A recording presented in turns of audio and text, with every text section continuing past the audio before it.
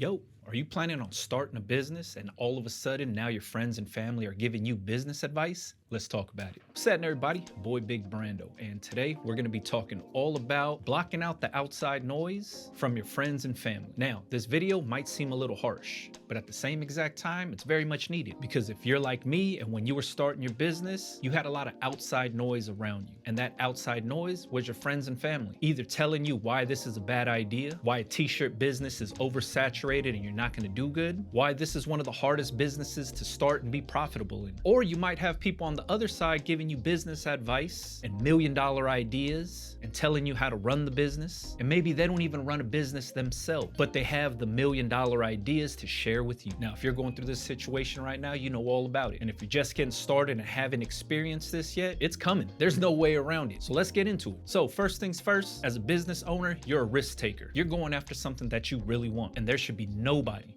standing in your way or trying to block you from achieving these goals. More importantly, it shouldn't come from your friends and family, but for some reason it does. And it usually goes something like this. You start dreaming of starting one of these t-shirt businesses. You're doing your research, you're watching YouTube videos like mine and countless other videos from other content creators in this space also. You're starting to hype yourself up, you're putting the plan in motion, and the first thing you do is you go to your friends and family and you let them know what you're planning on doing. And usually your friends and family will be the first hurdle. You're gonna have somebody saying, oh man, that game is so saturated with so many people trying to sell t-shirts. What makes you think you're gonna stand out amongst all of those other brands that are already out there? Or somebody's gonna say, I looked into this before and it's gonna cost so much money to get started. If you're not buying your own equipment, you gotta get your t-shirts printed by somebody else. Believe me, I looked into it, it's not worth it. Or they're gonna say, I have a friend that does the same exact thing. It's a hard business to get into. You might wanna try something else. A lot of times, all of those negative comments right there are coming from somebody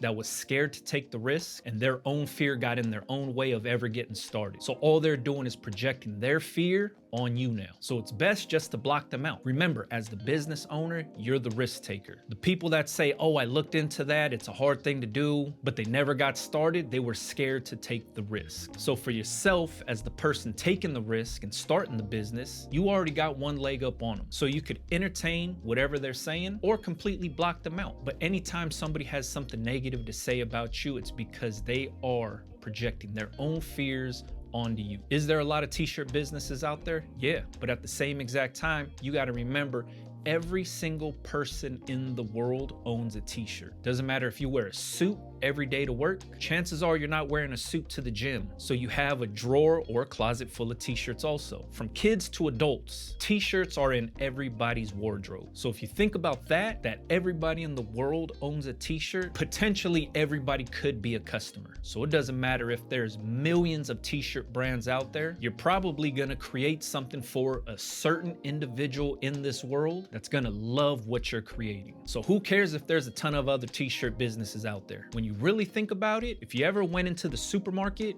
and you walk down the bread aisle, there's a whole aisle dedicated to selling bread. There's a bunch of different companies on the shelf selling the same exact thing, but there's a whole aisle dedicated to selling bread. Now, if you were trying to get into the bread game, are you gonna look at that aisle and be like, oh, there's no room for me on this shelf? Or are you gonna say, man, I think I'm making this bread a little bit different than everybody else up here. I got a fighting chance. Just because somebody's already doing something in the space you want to be in doesn't mean there's no room for you to be there. The quicker you learn that, the better. Now, for the people that are going to be giving you the million-dollar ideas, this happens all the time. Let's say that you're already in business. You launch a t-shirt. One of your friends and family comes to you and be like, yo, you know what would be dope is if you made a shirt in this color and it said this, you probably sell like 1 million of them. A lot of times what we do as the business owner is we take that recommendation into consideration, but that's where it should stop. You as the business owner, once again, you're the risk taker. You're gonna risk your money, your time, your energy into bringing somebody else's idea to life. And if you really value that person's opinion, you might act on that idea. But at the end of the day, it's you risking your money, your time, and your energy on somebody else's idea. Now, everybody in the world is a think tank. Everybody has good ideas, but not everybody is willing to put their money behind their own idea. I've been selling t-shirts since the 90s. And I've always had friends and family come up to me and say, hey, you know what you should do? You should make a shirt that says this, this, and this. You should make a shirt that looks like this, this, and this. If you did that, you'd sell thousands of them. If you did that, you'd be a millionaire. So anytime anybody would come up to me and say those same exact words, I would always say, all right, give me $500.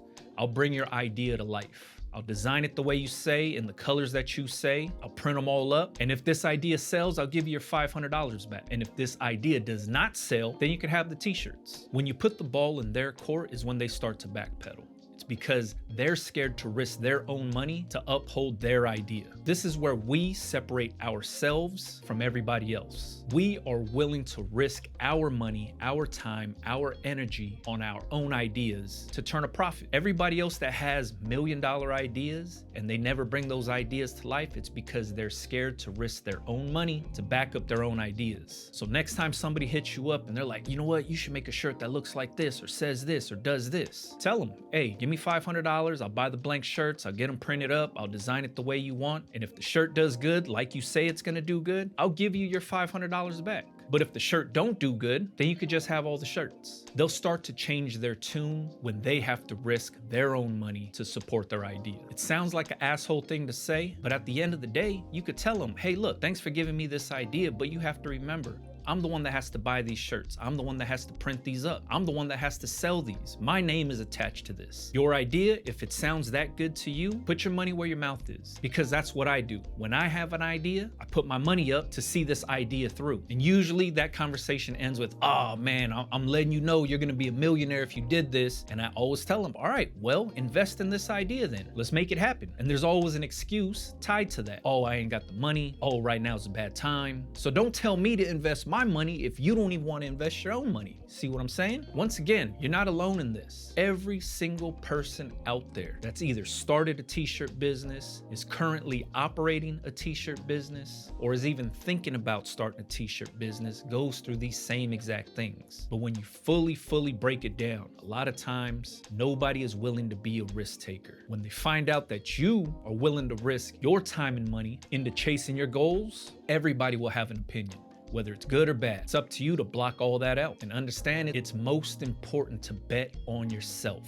If you want to start this business, get it started. If you're gonna allow outside noise to dictate what you do within your business, you might not be cut out for this business. Now, if somebody's investing their money into your business, the person investing the money might have a say-so in what happens because they're putting their money up to back you. But if people are giving you advice and dropping their opinions on you for free, you got to be able to tune all that out. And the quicker you do that, the better. Now, if you guys got any questions or complaints about what I talked about in this video, please leave it in the comments for me. Whether you agree with me or disagree with me. Whether you agree with me or disagree with me. I want to hear about it in the comments. For myself, I've been through this so many times. And my friends and family know now, don't pitch me no ideas unless you're putting your money up. But I do have a handful of friends and family that I do appreciate their opinions, and they might have good ideas. And it's nothing wrong with entertaining those ideas. But if you don't fully believe in that idea, don't waste your money on it. Remember, in this game, you got to bet on yourself.